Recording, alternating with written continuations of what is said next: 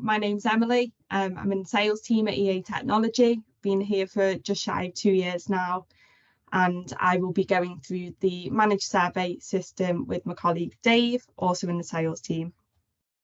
Like Dave said, please ask away. We want to make the session as interactive as possible.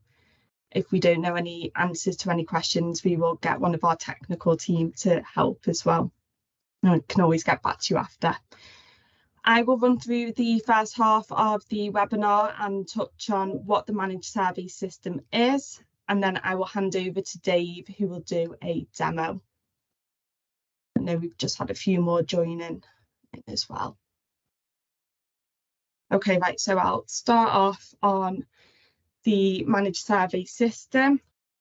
Okay, so I'll kick off on why this came about. So over COVID, we were unable to go out and do as many partial discharge surveys. And with that, you guys, customers of the Ultratec Plus 2, were doing more and more surveys. So we saw more and more help, people needing assistance with interpreting results, looking at analysis and next best steps. And all in all, we saw that the Ultratec Plus 2 was not being used to its full potential. So as you can see on screen, there's two main features of managed surveys, and that is consistency and failure avoidance. So failure avoidance is quite self-explanatory. Nobody wants a failure for obvious reasons. You've got your loss of supply out of production, the environmental impact and health and safety impact as well. We know from our facts and figures that 85% of catastrophic switchgear failures can be attributed to insulation breakdown, and we've got a kit that detects such thing. So the Ultratec Plus 2, this is the range that the managed survey system sits on. When you all signed up for this, I think that you inputted, and everybody has a Plus 2 on this call today, so you should be all fairly aware of it.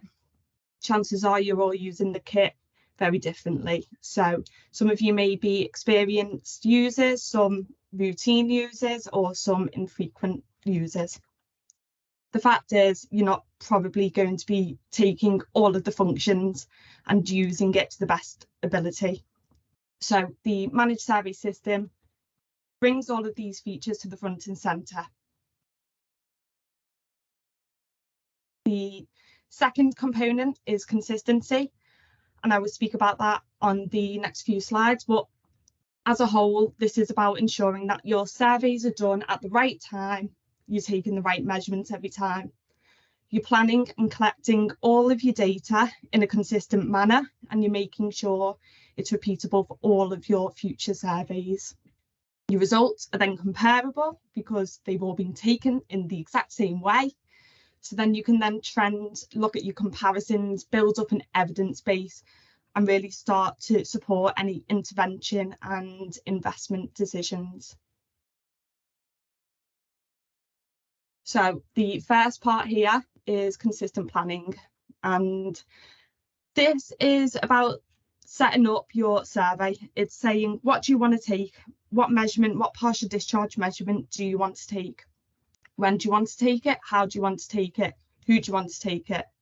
We can set up this on our side as well, and Dave's going to talk through this later on, but you're setting up your survey. Your engineer's then going to log into the Ultratec Plus 2 using a PIN, and this is not specific to an Ultratec Plus 2.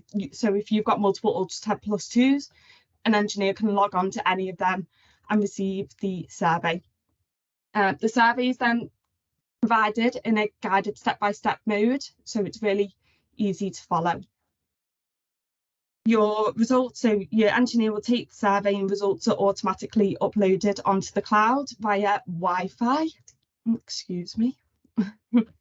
And the fact that it's uploaded on the cloud means that you can integrate it into your corporate asset management systems as well. And it also means that we can easily access your data. So if you need any assistance in interpreting results, we can easily jump on and help. So your consistent measurements, this is about using the right sensor every single time you take your survey, making it consistent. The data you're gathering is the same every single time. So obviously you're going to be optimizing your time on site because you've got a breakdown of what measurement you need to take, what accessory you need to take, and what panel you need to take it on. So obviously this is especially handy for inexperienced users, or if you've got contractors coming in to do your work, they'll see the breakdown of what they need to do. If you don't take a reading on a specific panel, it will ask you, why haven't you taken that reading? You've got to input an answer. So you've then got an audit trail as well. So you've taken your measurements, you've done your survey. Like I said, your results are uploaded via a Wi-Fi connection automatically. Then your results are shown in a red, amber, green traffic light form. Really easy, user-friendly, easy to follow. So you can do a overview on all your assets, and again, Dave will touch on this in a bit, or you can home in and do a deep dive on your reds and your ambers and have a look at your waveforms. Excuse me, your waveforms, your histograms and phase plots, really start to diagnose the nature of your problems. And like I said, we can help as well if you need any assistance. Okay, so because of this, you've now got a rich history of data. We know from when you guys filled in your questionnaire when signing up for this that a lot of you don't record your partial discharge surveys currently, or rather do on pen and paper and on spreadsheets, which is quite common, which is one of the reasons why we have this system now. So trending on pen and paper, trending on spreadsheets isn't easy. The fact is, on the managed survey system, you've got all this evidence, you've got all this history, and you've got a visual aid to have a look and compare and trend all your previous partial discharge surveys. So it's obviously a lot easier to do it on this than pen and paper. This then feeds into your reporting. So this is where everything's tied together. All your information is available throughout the whole organisation. It's supporting the management of your assets. You've got an evidence base so that you can make the right decisions and interventions. Do you need to replace, refurbish, monitor, maintain? What do you need to do to that asset? And you've got an evidence base to support that decision, and the whole organisation can see it through the system. So you could be putting off an unplanned shutdown if it's clear that actually the rate of deterioration isn't as quickly, or you could decide that actually you need to intervene a lot quicker than you first thought because it's clear to see the problems emerging a lot faster than you first thought. So you've got that to back you up on any decisions. That is a quick overview on what managed surveys is all about. So before I hand over to Dave, I will show you what it looks like on the +2. Okay, so on the device, this is when you'd click onto the Substation 360 screen at the bottom right. So it's just a software update to actually get onto the managed survey system. Your engineer is going to log in, like I previously said, with their number, and a job's going to appear with the engineer name, what substation, what switchgear, etc. All the information that they need for the site. Dave will touch on how to set this up as well. And then once you're in, you're going to start on your guided mode. This is where it breaks down what panel you're taking, what reading on, using what measurement. So it's really easy to follow. You don't need to be an expert to follow this. It's very user friendly. So your guided mode's instructing your user what location, what measurement, you complete that one, move on to the next. And it is as simple as that. Your results are then uploaded over Wi-Fi, and that's it. That's the process in a summary. So I will hand over to Dave, who will do an overview on the web page. If it loads for you, Dave, I'll stop. I believe so, yeah. There we go. Just give me a little thumbs up, Em, if you can see the Yeah, I've got it. Thank you. Homepage. Yeah. Okay. Brilliant. Thanks, Emily. So this is essentially what the system looks like. I'm going to run through how it works, what the interface looks like, and pretty much sort of show how simple it is, really. So your homepage looks like this when you log in. You've got 4 tabs on the homepage. You've got HV substations. This is where you can create your substations. You can update them, you can amend them as you go along. You can add customer info in there as well, so we'll look at that first. But the second tab is workflows, so that's where you can enter your workflows. So you can ask, which substation you want the job to be at, what assets in the substation you want to be surveyed, where you want the measurements to be taken, on which asset, blah, blah, blah. So we'll have a little look at that in a bit as well. The next tab is work orders. So that's essentially where you can take the workflow that you've created and allocate it to a particular user. And then finally results, which we'll have a little look at later on, and all the results that the user has taken at the substation basically lives in there. So we can have a little look at some sample data a bit later on. But first of all, the HV substations tab. So like I said, this is where you can create your sub. All these are already inputted. These are various from previous demos and so on and so forth. I have created one for this demo, which we'll have a little look at in a second. But when you want to create a new substation, nice and simple, the tab up here, the blue cross, just add. And this is where you can put in your substation name, your substation number, if there's anything. We'll just put some data in here just for the sake of this. Your address, obviously, you can fill in. You can add your switchboard names, so just put some data in there, and that then creates your first switchboard, and then you can enter the number of panels that are in there. So panel 1, just call it 1 for now for the sake of this. Panel 2, panel 3, let's just say, for example, there's 3 in there. And I won't create because it'll just create another one, but essentially that's what you do. You just run through, you press create, and then that basically starts the creation of the substation. From there, you can add more and more information in. As an example, sub 42 HV1, this is one which I made earlier. So I'll put some data in there, and we can use this one for the sake of the demo as we go through. So 6 panels, so one lot of switchgear, basically 6 panels. You can add the manufacturer, the type of switchgear, the installation date, if you know it, when it was installed, operating voltage, insulation type, various bits of information like that. You can add more. So if there's more, you can add another one there, and you can add more panels onto that one. So basically, you create the substation exactly as it is in reality, and feed all the information into that section. Nice and easy, nice and straightforward. Once that is created, you want to allocate or create a workflow. So if we open up the workflow section, and this does take a little bit of time, nice and quick today, that makes a change. So these are where all the workflows that have been created sit. The system gives you a workflow ID number, so nice and easy. All these are searchable fields, so nice and easy to find what it is you're looking for. There's a couple here for sub 42 HV1 which I've created, but we will try, as long as the Wi-Fi holds up, to create a new one. Doesn't take very long, to be honest, and it all feeds off the information that you've already put in on the substation section. So we'll have a quick look. So add new workflow.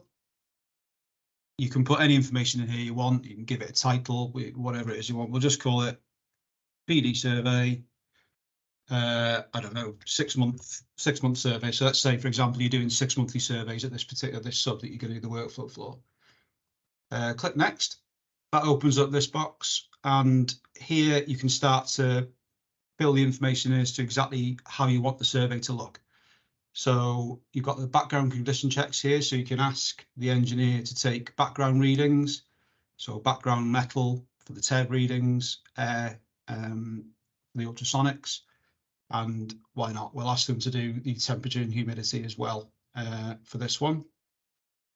On the right-hand side of the screen, you can see where this workflow can be applied. So you can create almost like a generic workflow for multiple subs, or you can create a specific workflow for one sub. Now, for the sake of this, we'll pick on a specific one. So if you click that, it then opens up these two drop-down boxes. So you can choose your substation. It was sub 42 HV1. That's the one we've set up for the sake of this demo. So we choose the sub, select the switchgear. There's the two that we entered earlier on. So we'll go for switchgear 1. And then the next box is the cable naming. It defaults to L1, L2, L3 for your phases. You can change that in the drop-down box to phase colors if you so wish. We'll leave it at that for now. And then the last section on this page is custom questions. So you can add specific questions for this substation. Condition, for example, common one. So if we add question group, we'll just put sub condition, and then we'll add a question. So just again, blue plus button, add new question. That opens up this box. You can put anything you like in here, essentially, but for the sake of this, we'll say that this particular substation has got a history of a dodgy roof, water ingress. So we can ask, whilst they're on site, maybe check condition of roof. You can tinker with the validation builder if you like, but essentially it defaults to a text box, so the engineer can just put text in as a reply. We'll leave it at that for now, nice and simple, but you can tinker with it if you so wish. And then we add that in, and as you can see there, that adds the question you've added to the workflow. And essentially that's it. So for that section, so if you click next, the final section on workflow is the measurements. So at this point, probably the most important bit, you can add the details as to how you want the survey to look, where you want the takings to be taken from, what type, whether it's TEV, ultrasonics, whether it's on the CT, on the cables, for example, anything like that. So again, as always, click your blue plus, and then it brings up this box, and this is where you can start to put your information in. So add panels. So we'll say panel 1, for example, add panel, so that chooses that. You can select your measurement type. So for this particular one, we will click TEV. We want them to take a TEV measurement at, for example, the circuit breaker, and then that adds that as the first section on the workflow. Add another one, click your blue plus, opens up the next one. So add panels. It doesn't really matter what we put in here for the sake of a demo, but let's say panel 2. This time we want them to take a ultrasonic measurement, for example, using, I don't know, contact probe from the UltraTev Plus 2 kit. So we select that. Across here, we tell them where we want them to take the measurement from. Let's say the CT chamber, why not? And then that creates the second part of the workflow, and they're numbered 1, 2, 3, 4 straight through. So the engineer on site is given this on the Plus 2 as a workflow, and he works through 1, 2, 3, 4, 5, nice and simple. We'll do one more on here just so you can see what it looks like. So let's go panel 3, for example. We've not done cables yet, so let's do a cable one. So you can select cable PD measurement. And on this box now, a little bit different because it's looking at cable. So it opens up this drop down box here. So you can select your cables, then opens up this box where you can select the phases. So let's say, for example, let's do that again. So open it up, select cables. Let's go for cable 1, phase 1. Let's have a look. And then that creates that in the workflow there. If you want to add different phases, it's a new workflow for each phase of the cables because it's a different reading. And so basically you can just build up and up and up. You can have as much or as little in there as you like, depending on the size of the substation, how many readings you want. When you're happy with it, click save. And those then, there we go, it's uploaded quite quickly. So that then goes to live in this page. It gives you a workflow ID number down this column. So you've got a reference number to use. and it's created the PD survey sub 42 HV1. So if you ever want to amend it, you can go back into it and you can amend it from there. So that's the workflows created. Next, you want to allocate that workflow to a particular engineer on a particular day, for example. So you will need to go to work orders. Hopefully this won't take too long to load, because I know when we've done this before, it can take as much as 30 seconds, but hopefully it won't take that long. So essentially anything that you created in the workflow section then moves across to here. There we go, that's not too bad. Everything takes longer over Teams, as I'm sure you know, but that wasn't too bad. So here's the workflows that we created. So that last one, sub 42 HV1, that's the one we just created. So you can then allocate these workflows to a work order. So to do that, same as all the other sections. So click your blue add box. This opens up this little box, so you can create multiple work orders for multiple subs, or you can just do a single one. For the sake of this, conscious of time, we'll just do a single one. So that opens up this box where you can put whatever information it is you want. So you can allocate your client, your customer reference ID if you've got one, your internal project code if you've got one, any details, doesn't matter what I put in here really, that's entirely up to you. Anything that helps you identify which job this is for. This is quite useful down here, the target start date and completion date. So you can set a date range that you want the survey to be taken in. Let's say, for example, it's been forgotten about, so it needs to be done urgently. So you can put next week, so you can put between the 27th and the 31st in there. And then that raise sort of flags up that survey needs to be done next week. On the right hand side here, you can select your substation that you need to be working at, and hopefully there it is, sub 42 HV1, that's the one we've done for this demo. So you select your substation, select your switchgear, which we'll use switchgear 1 again as I called it, and then you select your workflow. So your workflows that you've saved to this particular sub will live in here. So let's just choose that one that we've just done. So that allocates that workflow that we've just created to that substation, and it needs to be done on those dates, nice and simple. The last bit on this is any extra details. So any access codes, for example. So if you need to get in touch with a certain person to get access to the site, you can put their name and contact number in here. You can put access codes for gates, anything like that in there. When you're happy with it, click create, and as if by magic, he says blue circle of doom now, because we're doing it over Teams, but essentially it'll rise to the top here. There we go, 101,779, that's one we just created. That then sits at the top. And then all these, so this column here, if they've not been done, it sits as ready. If they've been completed, obviously it changes to complete, so you can identify which ones have and haven't been done. Nice and simple. That's it essentially for work orders. Last one, conscious of time, so I'll do this as quick as I can. So this is the results tab. So we can't use the substation that we've used all the way through because there are no results against that. Obviously, it's one that I've just created for this demo. But any results that are taken against the workflows, this is where they go. You can see this column down here on the left. Anything that's flagged up as red, obviously, is of concern. Like same as Emily mentioned earlier, traffic light system, same here, red, amber, green. So the green one's no problem. Amber, have a look. Red, attention really is needed. Let's choose one. We'll choose a red one because they're much more interesting. Sub 123, this one here. So there's obviously something of concern on this particular survey. So this is the results page.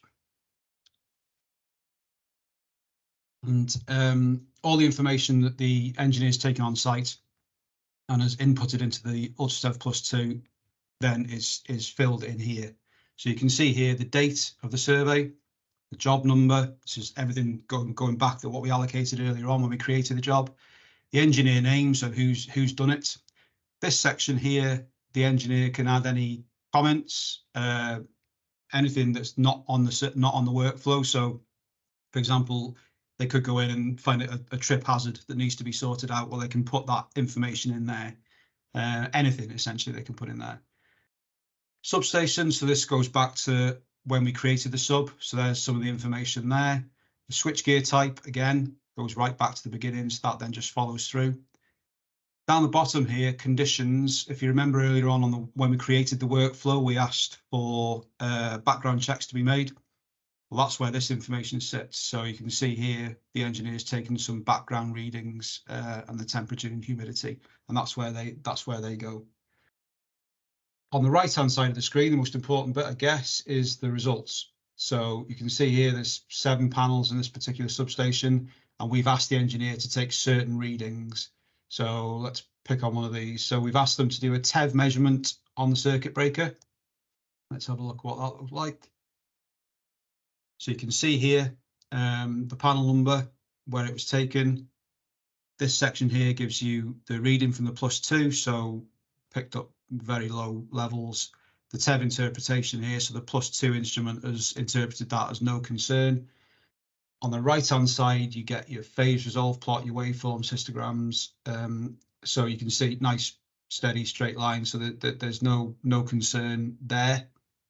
Let's look at a more interesting one. Just finally, let's go one of the red ones. So you can see up here, so on the auxiliary transformer, we've asked for TEV readings to be taken on all 3 cable phases. So let's look at one. It's flashed up as red. Something's going on. Here we go. So it tells you down here where the reading was taken. So on the red phase of this particular cable, here's the measurement box. So quite high readings of TEV, and the UltraTEV +2 instrument here has interpreted that is likely high levels of PD. You can cross-reference that against your phase resolve plot, so you can see sort of clusters of activity here, 180 degrees apart. Looks like PD. Finally, on this one, there's nothing in it because this was a one-off survey, but essentially, as you build up over time, doing more and more surveys, the information that's taken will sit here. So if you click on the history tab, you can then easily sort of go through historical data and trend it over time, which is essentially is what this is all about. Conscious of time, so I will end that there and just leave it on the home screen for now. Bit of a whistle-stop tour, I know.